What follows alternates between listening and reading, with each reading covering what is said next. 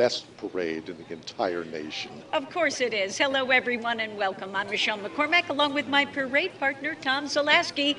Rain or shine, the show must go on. And we do have some rain showers here with temperatures in the mid to upper 60s. They just finished up the waterboard show, and I tell you, it's a light breeze here. The temperature's very comfortable.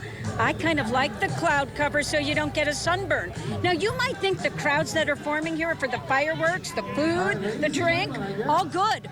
But people are here for the face painting by Lori. Just incredible. Lori, happy July 4th, by the way. Your fingers have not stopped. How do you explain the magic of face painting? It's an addiction. It really is. And why do you like being out here for July 4th? Oh, the energy. I grew up here. It's just what we do. My husband is such a good husband. Every time helps me set up, take down, rain, sun, it all. He's great. I can see that you really love what you do. Can you show everybody at home your beautiful face painting? I mean, isn't that adorable? Oh my gosh, happy July 4th, sweetheart. And let me tell you, I am not kidding. This is a high in demand tent here. Look at this long line of people who want to get their faces painted. Hi, girls, how are you? Oh, don't be scared. You want to wish everybody a happy July 4th out there? Happy July 4th. That's awesome. What's your name? Penelope. Penelope, where are you from? Where you guys live? This is Penelope's mom, I assume. Although you could be an older sister. Good for you. Thank you. Swamico. We're from Swamico. Great. And why'd you come out here? just something to do with the kids. Yeah, and it's wonderful. It really is a family atmosphere, I think. Absolutely, yeah. It's great. And if you're worried about safety, here they are, protecting us all for July 4th. Are you guys ready? Oh, we're all set. Yeah. We're ready to have fun. I've been working on my dance skills, so just in case the music breaks up, I'm ready to freestyle. All right, let's hope that doesn't happen. I'm only kidding. All right, stay safe. Look at hey, can we get a big wave out there? We're ready. Why are you not here? If you can't be here, don't worry. We'll start our special reports at 8 o'clock. Until then, back to you, Samantha. That's my draft day story back in 1977, but it's changed quite a bit. I'll just say that. We do want to hear, but what do you think will be the biggest difference from that day? Oh my gosh, nobody here, I mean, nothing was on TV, nobody knew what was going to happen. Incredible. It seemed like these changes are happening a mile a minute, and you would be right. All final checks and confirmations are happening at Lambeau Field before the draft opens, and the Tennessee Titans are on the clock. It's Tom. Tom's performing at the draft, in case you didn't know. Oh, no. What are you personally looking forward to the most? I think for our city and our state to show off what, the smallest city, NFL city, hosting one of the biggest events.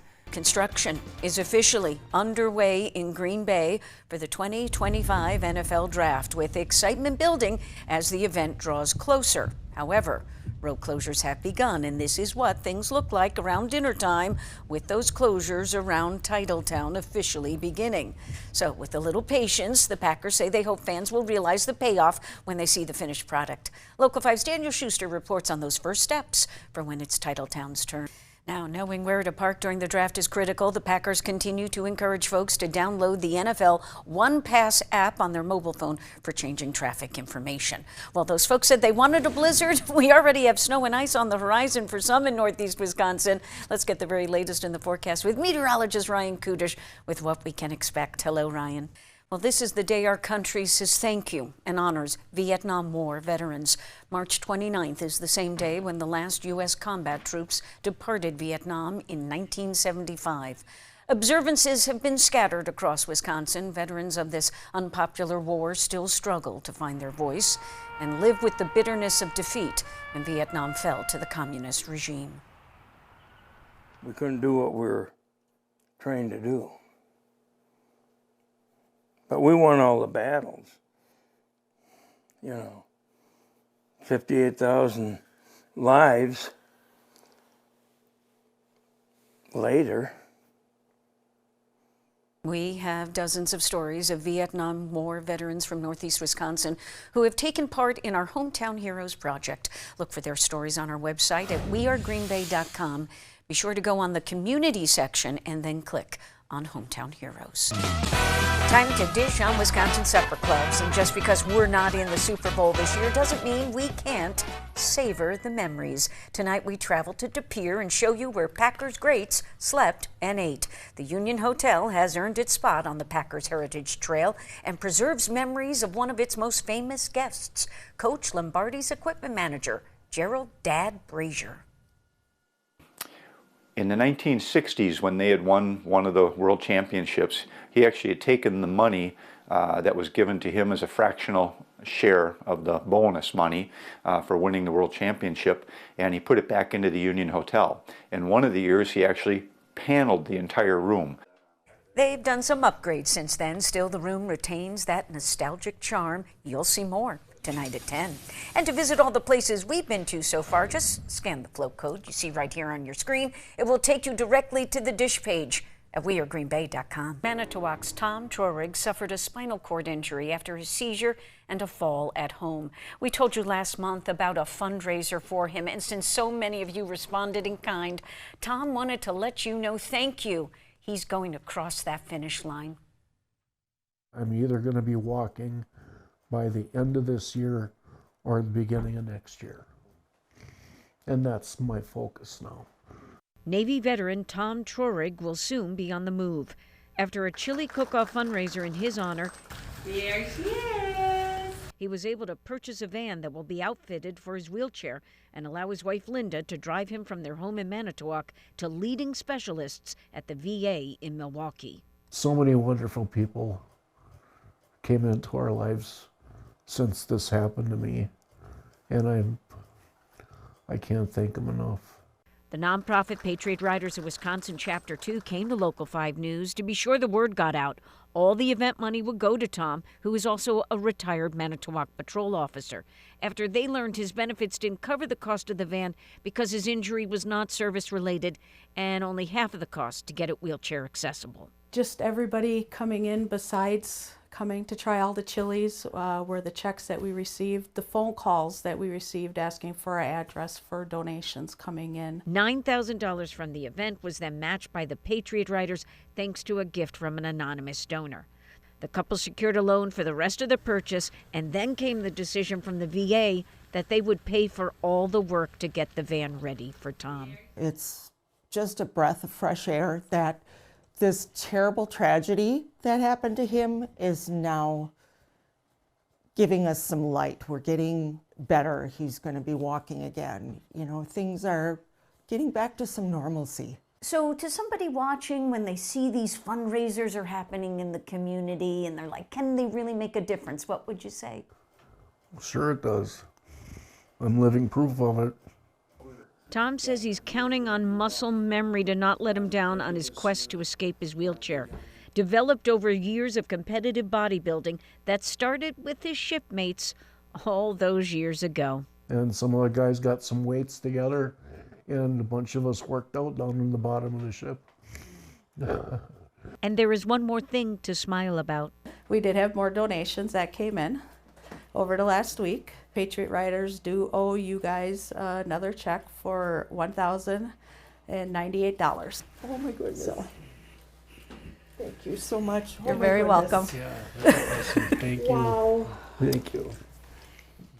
It will be about 6 weeks until crews finish working on the van, and Tom is also looking at tendon transfer in hopes of regaining full movement of his hands and arms. Part of his therapy involves visualization about walking again. I have more on that playing now on our website at wearegreenbay.com. Tonight, bringing new life to an old church in Green Bay. It was the sounds of saws and hammers that drew me inside St. Patrick's, where those who were taking part in the restoration never lost faith that they could get the job done. Behind the stone walls of what used to be the old St. Patrick's Church in Green Bay, a transformation is underway. It is now an oratory, and with permission from Bishop David Ricken, is the home for some 600 parishioners who celebrate the classical Roman liturgy, or Latin Mass. Beautiful story. It was built by the first Irish immigrants who came with nothing, and who built this beautiful church. So for us, the goal was to continue, what we have received from our ancestors. Canon Boucheron said the minute they moved in, they knew there would be a lot of work for a long time. The idea was not to change the church, but bring its original beauty back. And as they worshipped among the scaffolding, anticipation was building. It just caught in your throat when you saw that. Secretary Mary Roaring shared with me the moment she saw the altar go from this to this. God is here. It's be still and know that I am God. And when you walk in here, that's how you feel. Mary said it was Canon Boucheron's passion that provided inspiration. During my visit and realizing by my last name that I was of Irish descent, he wanted to be sure I noted the shamrocks, the sign of the Trinity, and at the entrance, the prayer of St. Patrick, the patron saint of Ireland. Christ within me. Much like the experience of the Irish immigrants who built this church 160 years ago, the faithful have worked long and hard and had to really demonstrate patience to see this vision come to life. I mean, this is now 7 years. The restoration included the church rectory, where the clergy have offices and sleeping quarters, and the kitchen. What they could not do themselves, church members gave up their money and held fundraisers for even more to hire professionals for jobs such as replacing all 780 feet of pews. It's red oak. These particular pews, so they'll last 80, 100 years if they're taken care of, yeah. The original stained glass windows remain, Father O'Brien, as well as the baptismal font. For all the talk of the building, Canon Boucheron says this is very much about the people. So we know that we are working for the future generation. Construction should be done by Thanksgiving. St. Patrick's Oratory celebrates Mass daily and 3 times on Sunday, 6:30, 8, and 10 in the morning. I wanted that story to go on forever. Okay, I'll put more on the web then. That was good. I loved it. It was a nice visit. Thanks, Tom. Hello, Tom. You did have to mention what we brought in last year, right? So the pressure's on this year, but I am very confident. You know, the people of Northeast Wisconsin always manage to open up their hearts and their wallets for Catholic Charities. Tonight's gala is all about family, so it's only fitting that the performers tonight are some of the members of the famous Fannin family singers who haven't performed for a public event like this since 2011 when they were in the National Network singing competition show called The Sing-Off. Sarah Fannin joins us right now. I know you are there are 3 of the 11 siblings performing tonight with your mom, Kate. You're also busy raising kids and everything, but you felt compelled to sing in public for this event. We did. They asked us to sing tonight, and there's nothing more important than our faith. And so when they asked us to come to the Catholic Charities Gala, Inspired to Act Catholic Charities Gala, we felt tugged and we felt inspired to say yes. And we're so grateful we did. We're really excited. Well, we're grateful for you because you really are volunteering your time here, and this will help services for people of all denominations in all 16 counties that the Green Bay Diocese serves. I asked you when I sat in on rehearsal earlier this week, is it a form of prayer you're singing, or is it just a way of connecting with family? What is it? Because your harmonies are so beautiful. Thank you. It's a form of prayer. I have never felt more inspired or it's so natural singing with them, especially when we sing praise and worship music. It just happens, and the only way I can explain it is the Holy Spirit. And so we're really excited to be here tonight. It's been a long time, and it's going to be a lot of fun. All right, Sarah Fannin of the Fannin Family Singers, thank you so much. If you want to hear them sing and can't make it down here to the Mark and De Pere tonight, just go to our website, wearegreenbay.com. I also have a link on how you can bid on the auction items that are available here. I want to show you something real quick. They've got this hand-carved train. I don't know if you can make it out, but you can see it all up close and personal when you go to our website. For now, we are live in De Pere. I'm Michele McCormack, Local 5 News. Tom, wish me luck. It's well before dawn, and a savory aroma travels from the hill where St. Mary's Catholic Church stands in De Pere. The wood chips we get from Valley Cabinet.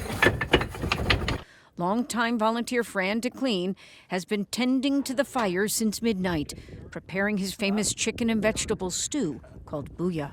Well, the story that I had on booyah actually started like in Brussels, Wisconsin. People back in the days, if they had extra carrots in their garden in the fall of the year, someone had extra potatoes, they used to use pork or beef.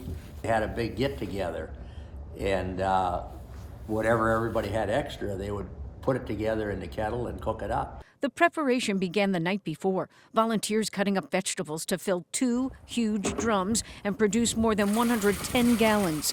All the money from sales goes back to St. Mary's.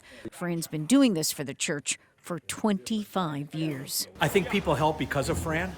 They know he's dedicated to it. Fran is a true treasure to De Pere, to the Green Bay area, and certainly here at St. Mary. Fran first boils the chicken, then removes it before adding the vegetables. I like to save the vegetables to last so that they don't get too mushy. With the sunrise, reinforcements arrive to start deboning the chicken. As much as booyah is about mixing different foods together, it's also about the blending of people. And it's pretty much the same guys all the time, and we're all friends, and we all work together, and we all do it for the betterment of our community. Fran doesn't go into too much detail about the special spices he uses. He tends to his booyah regularly, and after some stirring and tasting... Good enough. You're hot. Just as Mass is letting out, the booyah is ready to go. So you brought your own pot. I did. I bought some booyah last time Fran had it, and it was so amazingly delicious. I came up here a second time to get more. An incredible undertaking from a man 85 years young who stirs up continued support to keep a positively Wisconsin tradition simmering. I love it. I just love socializing that you have with the people. It's always a good time having fun with it,